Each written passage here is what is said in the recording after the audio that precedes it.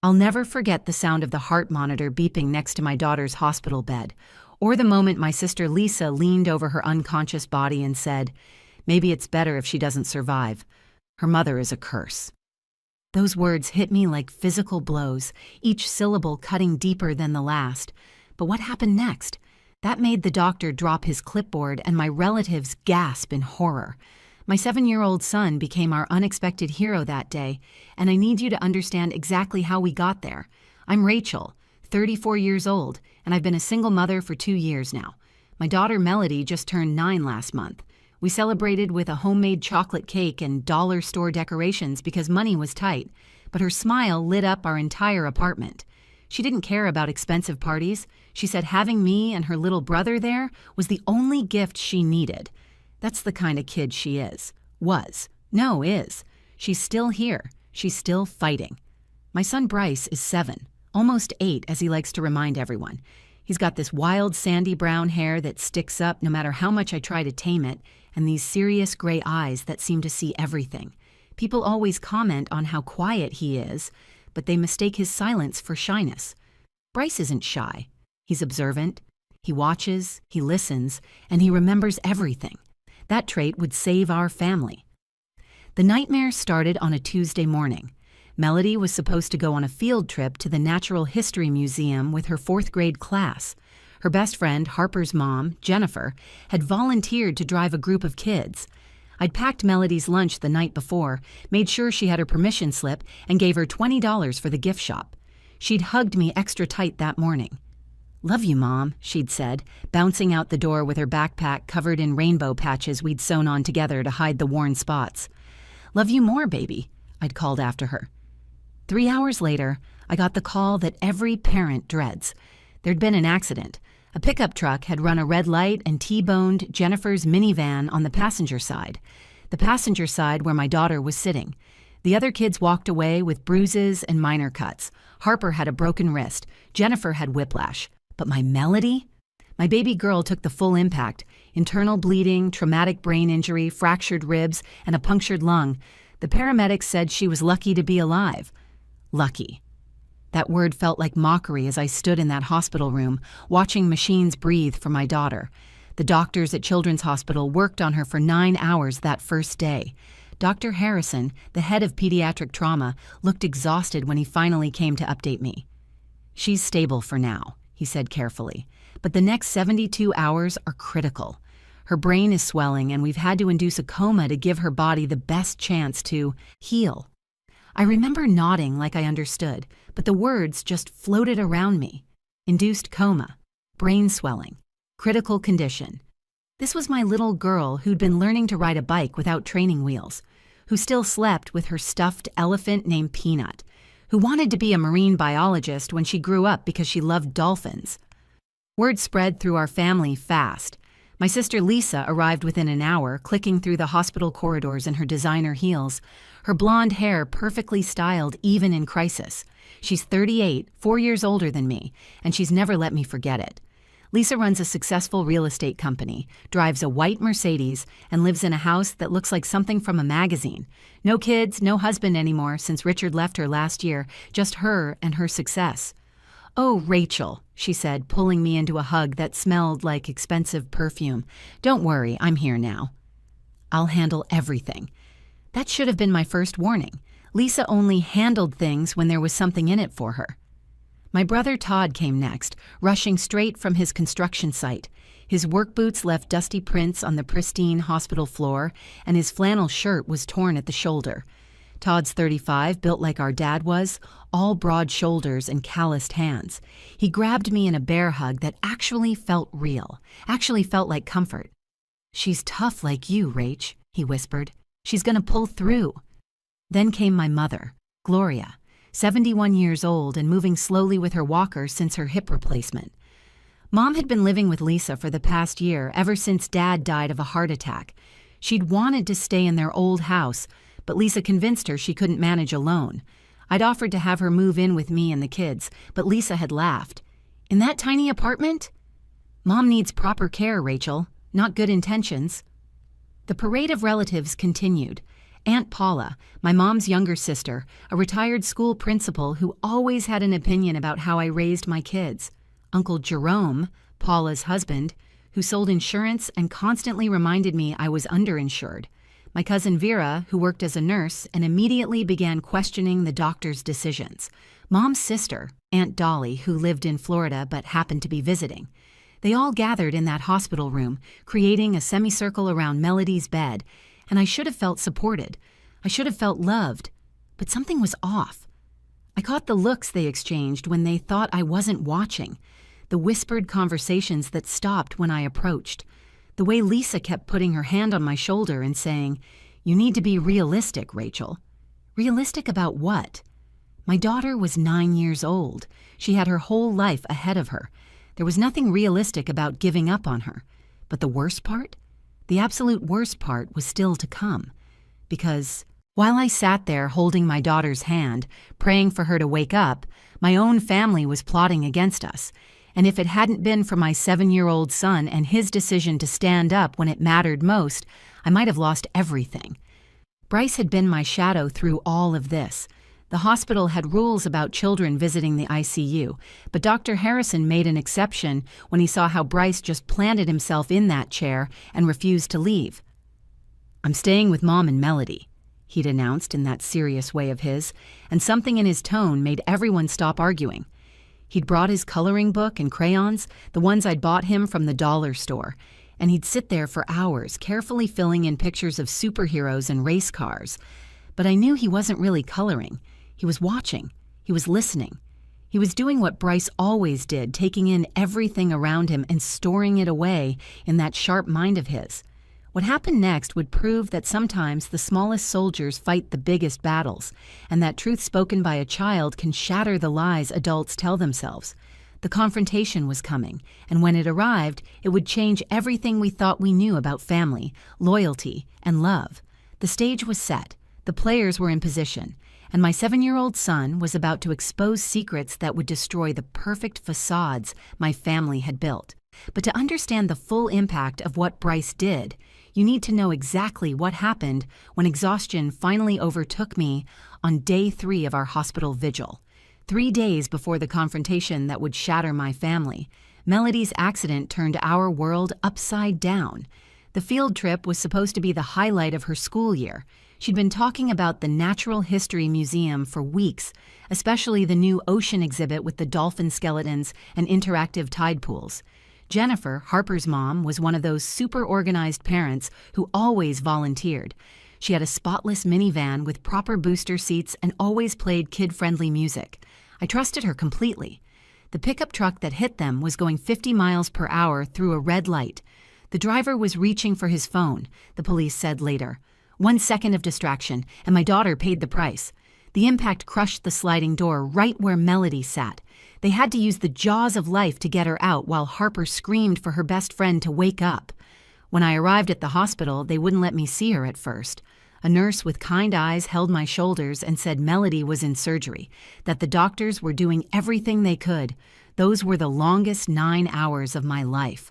I paced that waiting room until I memorized every stain on the carpet, every crack in the pale green walls, every flicker of the fluorescent lights. Our life before the accident wasn't perfect, but it was ours. After Dennis left 2 years ago, claiming he needed to find himself, I rebuilt our little family from scratch. The divorce had been brutal. Dennis fought me on everything from custody to who got the coffee maker. He ended up moving to Seattle, supposedly for a fresh start with some woman named Tanya he'd met online. The kids got birthday cards with checks that sometimes bounced and phone calls that grew less frequent each month. I worked 2 jobs to keep us afloat. Days at a dental office doing billing and insurance claims, evenings at a grocery store stocking shelves after the kids went to bed. My neighbor, Mrs. Chen, would sit with them for $10 an hour, which was all I could afford. Some nights, I'd come home at midnight to find Bryce reading to Melody from their favorite book series about a time-traveling scientist. He'd taken over that ritual when the evening shifts started. The apartment was small but clean. 2 bedrooms, 1 bathroom, a kitchen that connected to a living room just big enough for our secondhand couch, and the TV I'd bought at a yard sale. Melody and Bryce shared a room without complaint. We'd painted it ourselves last summer, soft blue with clouds on the ceiling that glowed in the dark. Melody had drawn dolphins jumping between the clouds, and I didn't have the heart to tell her dolphins don't fly. My family had opinions about our living situation, of course. Lisa never missed an opportunity to point out what we lacked. "Those children deserve better, Rachel," she'd say, usually while showing me photos of her latest house listing. "This 3-bedroom in Maple Grove would be perfect for you. If only you'd finished college instead of getting pregnant." The pregnancy comment always stung. I'd been 24 in my junior year studying accounting when I found out I was having Melody. Dennis and I got married at City Hall with just our parents present. I dropped out to work full-time while he finished his degree in engineering. The plan was I'd go back to school once he got established. That plan, like so many others, never materialized. Todd was different from Lisa. He'd slip me cash when he could, always claiming he owed me from some imaginary bet. He'd show up on weekends to fix things around the apartment, bringing his tools and his quiet support. "You're doing great, sis," he'd say while replacing a leaky faucet or patching a hole in the wall. "These kids are lucky to have you." My mother's relationship with me had grown complicated since she moved in with Lisa. She used to be my biggest defender, but lately she'd started echoing Lisa's criticisms. "Maybe you should consider letting Melody spend summers with Lisa," she'd suggested just last month. "She could take tennis lessons, go to that fancy camp at the lake." "Mom, Melody doesn't want tennis lessons," I'd replied. "She wants to be with her family." "Family doesn't pay bills, Rachel," Mom had said, and something in her tone felt rehearsed, like she was repeating words someone else had, planted. The hospital became our new world after the accident. The pediatric ICU at Children's Hospital was both terrifying and oddly comforting. The nurses knew their stuff. They talked to Melody like she could hear them, explaining what they were doing, telling her about the weather outside. Dr. Harrison had a calm confidence that kept me from falling apart completely. He was maybe 50, with graying hair and pictures of his own kids on his ID badge. "We're monitoring her intracranial pressure," he explained on day 2. "The swelling is our biggest concern right now. Her body needs time to heal, and the induced coma gives her that chance. Children are remarkably resilient, Mrs. Carter. Don't lose hope." Hope? I clung to that word like a life raft. Hope was all I had while machines breathed for my daughter and IV lines fed her nutrients she should have been getting from the lunch I'd packed with such care. The peanut butter sandwich with the crusts cut off, the apple slices that wouldn't brown because I'd sprinkled them with lemon juice, the note I always tucked inside that said, "Mom loves you to the moon and back." On day 3, exhaustion finally won.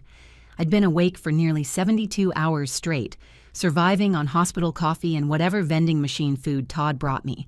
My eyes burned, my head throbbed, and my body felt like it was made of lead.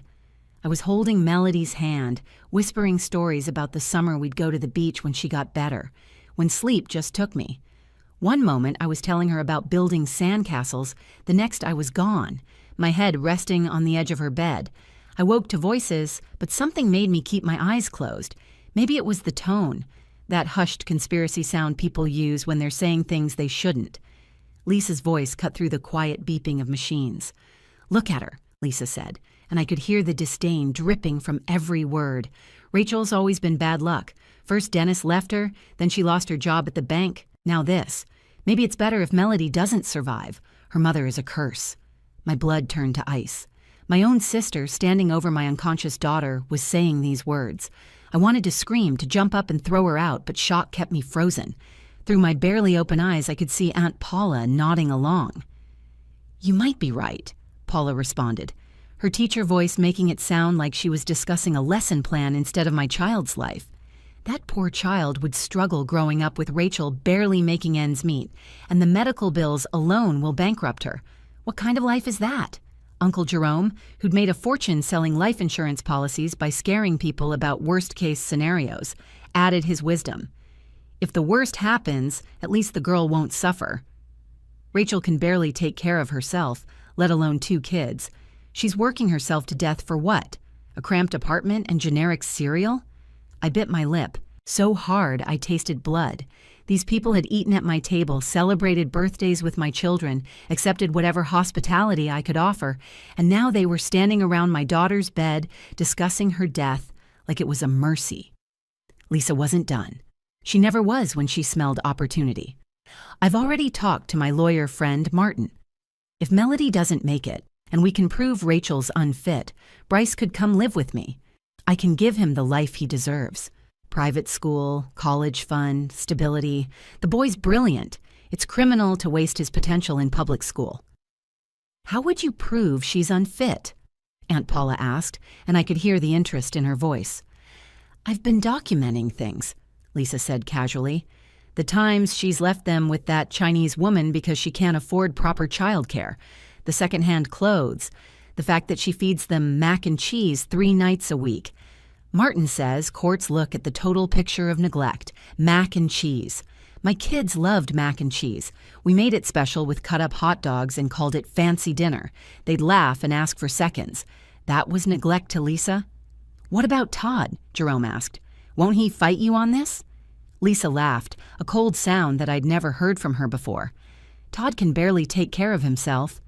Besides, he knows I'm right. He just feels sorry for Rachel because she's his baby sister. Guilt isn't the same as thinking she's a good mother. I could see Bryce in my peripheral vision, sitting in his corner chair.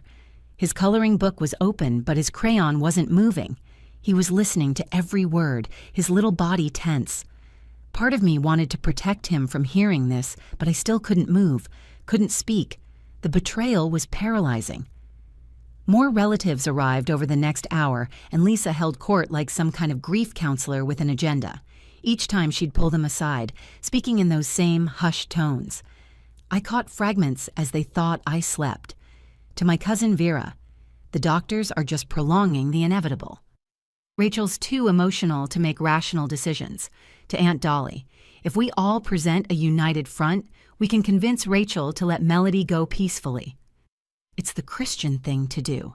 To a cousin whose voice I couldn't place, I have power of attorney paperwork ready. In her state, Rachel might sign anything. They talked about my daughter like she was already gone. They divided up my children like property in an estate sale.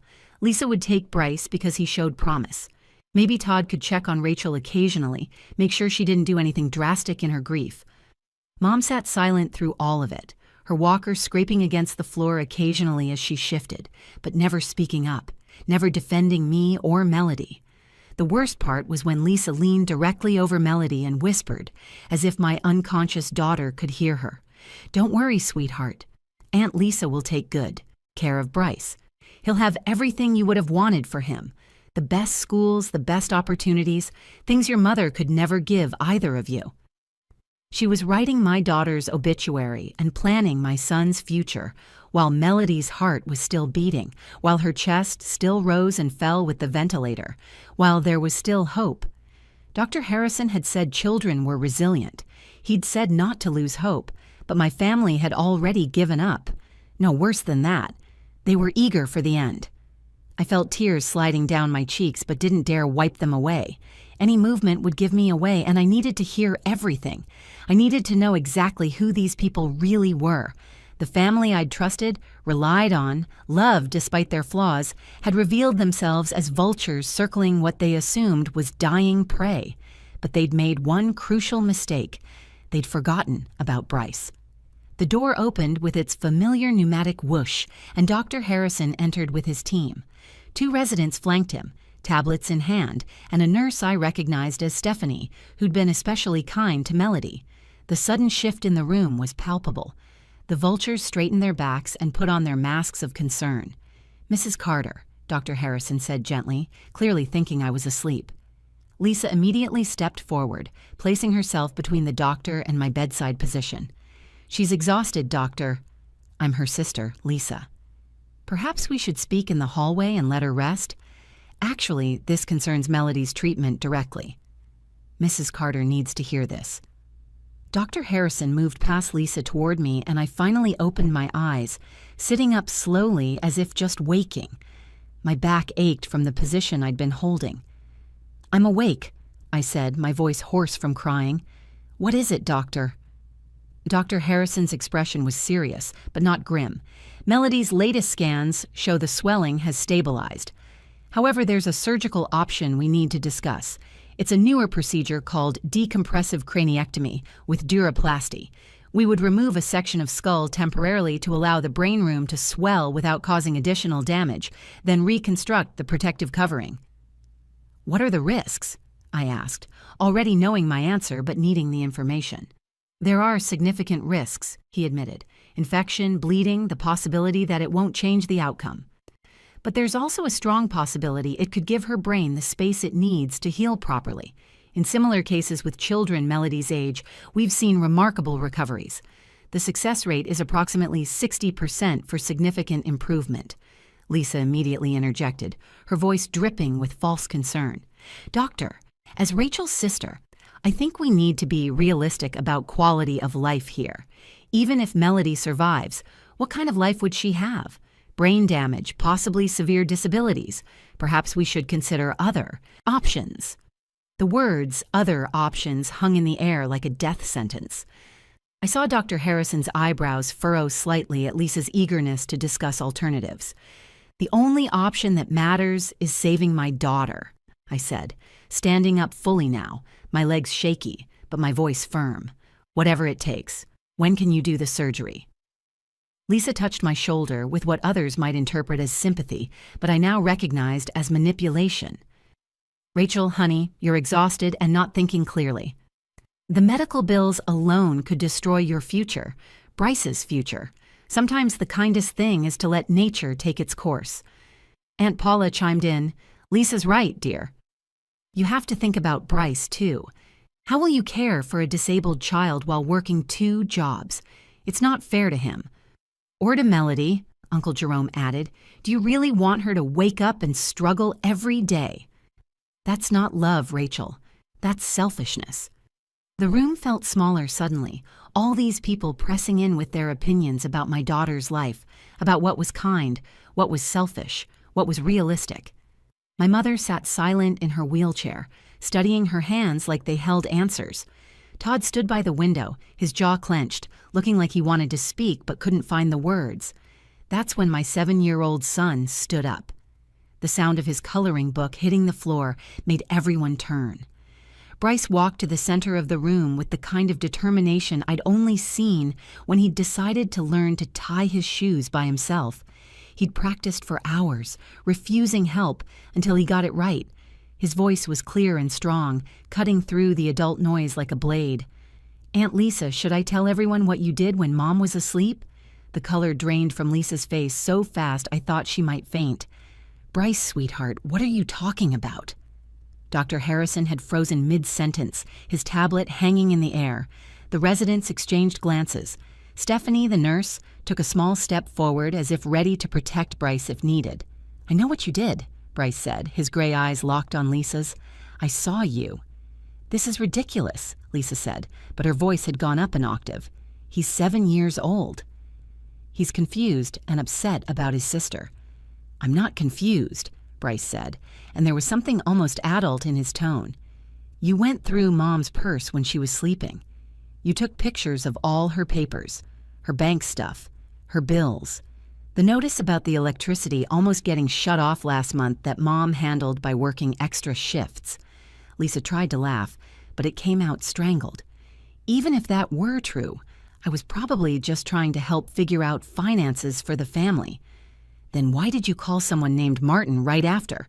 Bryce continued, his small hands clenched at his sides. Why did you tell him to start the paperwork and that you'd have everything ready to prove Mom's unfit? The room went completely silent except for the steady beep of Melody's monitors. Dr. Harrison slowly lowered his tablet, his attention fully on the drama unfolding before him. My relatives stood frozen like guilty statues. And last month, Bryce continued, his voice gaining strength with each word, when you babysat us, you told me Mom was weak. You said she couldn't take care of us properly. You said if anything bad happened, I should tell the judge I wanted to live with you. You made me promise not to tell Mom. You said it would hurt her feelings. Lisa's mouth opened and closed like a fish gasping for air. I was just trying to prepare you for possibilities. No, Bryce said firmly. You were lying. Mom's not weak. She works 2 jobs and still helps us with homework. She makes our lunch every day with notes that say she loves us. She reads to us even when she's so tired she can barely keep her eyes open. Mom stayed up all night when Melody had the flu, putting cold towels on her head and singing the dolphin song Melody likes. That's not weak. You're weak because you can't see what really matters. Bryce reached into his pocket and pulled out the battered iPhone 6 I'd given him months ago. It barely held a charge anymore, and the screen had a crack across the corner, but he treasured it because it could play simple games and take videos. Mom taught me to always tell the truth and stand up for what's right, he said, holding the phone up. So when Aunt Lisa kept saying mean things about Mom, I did what Mom taught me about documenting important things. I recorded her. Lisa lunged forward. That's my private conversation. You can't record people without their permission. Dr. Harrison stepped between Lisa and Bryce, his protective instinct clear. Ma'am, please step back. Let's hear what the child has to say. With shaking hands, I took the phone from Bryce. My finger hovered over the play button for a moment before I pressed it. Lisa's voice filled the hospital room, crystal clear despite the phone's tiny speaker. Once I prove Rachel's incompetent, I'll get custody of both kids, Lisa's recorded voice said. The survivor benefits from their father's life insurance policy alone are worth $300,000. Rachel doesn't even know Dennis updated it before he died in that plane crash last month. His lawyer contacted me as the secondary beneficiary to locate the children. I told him I'd handle informing Rachel at the appropriate time. The room erupted. My legs gave out and Todd caught me before I hit the floor. Dennis is dead? I gasped, the words feeling impossible. He died last month, and you knew? Lisa's face had gone from pale to gray. Her perfect composure finally cracked completely. I was going to tell you at the right time. The right time? Todd's voice boomed, angrier than I'd ever heard him. When? After Melody's funeral? After you'd stolen Bryce? The recording wasn't done. Lisa's voice continued. Dennis was never remarried. That woman, Tanya, was just someone he dated briefly. He's been in therapy, got sober, was planning to reconnect with the kids. His whole estate goes to them, with Rachel as trustee unless she's deemed unfit. Then it defaults to the secondary guardian, which he named as me 2 years ago during the divorce when Rachel was being difficult about custody arrangements. I remembered that. Lisa had offered to be the backup guardian, saying it would show the court we had family support. I'd been grateful, thinking she was helping me keep my children. There's more, Bryce said quietly. He swiped to another recording. This one was from last month when Lisa had babysat. Listen carefully, Bryce, Lisa's voice said. Your mom tries hard, but she's not equipped to give you and Melody what you deserve. I have a big house with a pool. You could have your own room, a computer, anything you want. If something happens, if someone asks where you want to live, you should say with me. It would be better for everyone. What about Mom? Bryce's small voice asked on the recording. Your mom would understand eventually. She knows she can't provide for you properly. Working at a grocery store? Living in that tiny apartment? That's no life for children with your potential. Dr. Harrison set down his tablet completely. Miss Lisa, I think you should leave. Security is on their way. This is a family matter, Lisa sputtered, trying to regain control.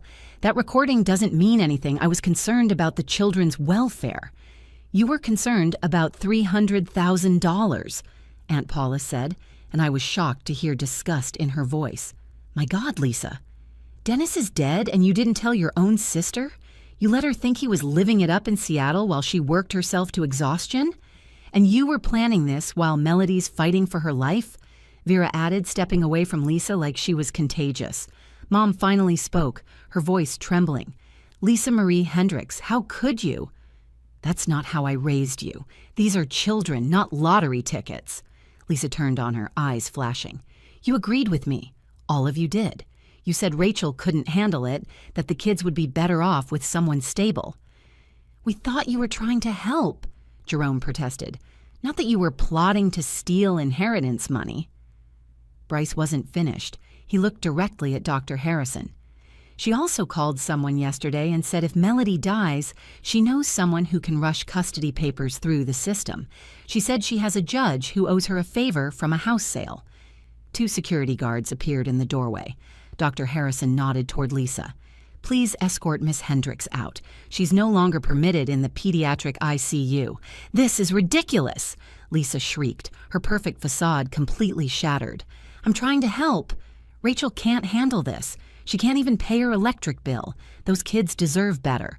"They deserve their mother," Bryce shouted, and tears were streaming down his face now. "They deserve someone who loves them, not someone who sees them as money. Mom sold her jewelry to buy Melody the art supplies she wanted. She skips lunch to save money for our field trips. That's love. You don't even know Melody's favorite color." "It's turquoise," I whispered, "like the ocean where the dolphins swim." Lisa tried one more time as security took her arms. "Rachel, please, I was trying to protect the children's future." "No," I said, finding my strength as I stood up fully. "You were trying to steal their future and their past. You let me believe their father was alive when he was dead. You let my children think they were abandoned when actually their father was trying to come back to them." Dr. Harrison cleared his throat as security removed Lisa, her designer heels clicking frantically against the floor as she protested. "Mrs. Carter, I need to know about the surgery." "Given everything that's happened, are you prepared to make this decision?" I looked at Melody, so small in that hospital bed, fighting without even knowing it. Then I looked at Bryce, my 7-year-old hero who'd stood up to adults 3 times his size to protect his family. "Do the surgery," I said firmly. "My daughter is going to survive this. She has too much to live for." The surgery lasted 6 hours. 6 hours of pacing, praying, and holding Bryce's small hand in mine. Todd stayed with us, bringing coffee and sitting in solid silence when words weren't enough. My mother had wheeled herself to the chapel, and through the window I could see her shoulders shaking as she prayed and probably wrestled with her own guilt. The other relatives had scattered, too ashamed to stay but sending texts of support that felt hollow after what they'd revealed. Bryce never left my side. "Mom," he said during hour 3, looking up at me with those serious gray eyes, "I knew Aunt Lisa was lying because you're the strongest person I know.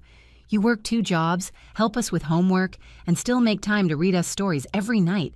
That's not weak. That's superhero stuff." I pulled him close, breathing in the little boy's smell of his hair. "When did you get so wise?" "I watch you, Mom. I see how hard you try. Melody sees it too. That's why she always says you're her hero in those school papers, not some made-up character." Dr. Harrison appeared in the doorway at hour 6, still in his surgical scrubs. His mask was pulled down and he was smiling. Actually, smiling. "The surgery went better than expected," he said. "We were able to relieve the pressure successfully. Her brain responded immediately. She's not out of the woods yet, but her signs are strong. Really strong." I collapsed into the chair, tears flowing freely. Bryce climbed into my lap, something he rarely did anymore, claiming he was too big. "She's gonna be okay, Mom." I knew it. 2 days later, Melody opened her eyes. The first word she said was, "Mom." Weak and raspy, but the most beautiful sound I'd ever heard. The second word was Bryce. My son climbed carefully onto her bed, mindful of all the tubes and wires. "I heard you, little brother," she whispered. "I heard you standing up for us. You're my hero." "I'm not a hero," Bryce said, but he was smiling through his tears. "I just told the truth." "Sometimes that's the bravest thing anyone can do," Dr. Harrison said from the doorway. He'd been checking on us personally, going beyond his usual duties. The next weeks brought revelations that changed everything.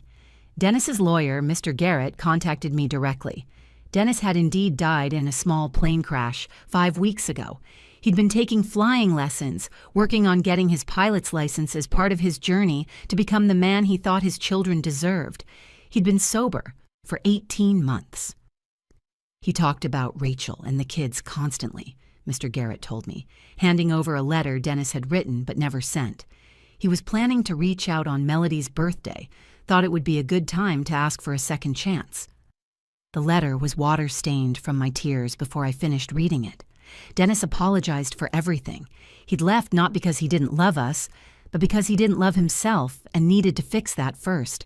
The life insurance was his way of making sure we were protected while he worked on becoming better. The settlement from his small aircraft company brought the total inheritance to nearly $500,000.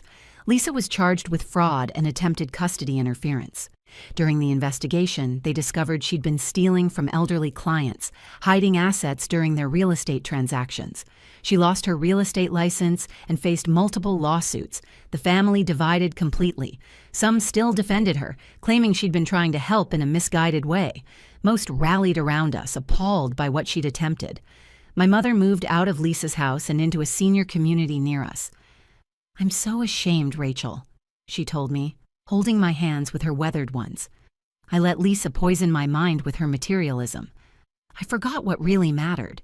Can you forgive a foolish old woman?" "There's nothing to forgive, Mom. You're here now."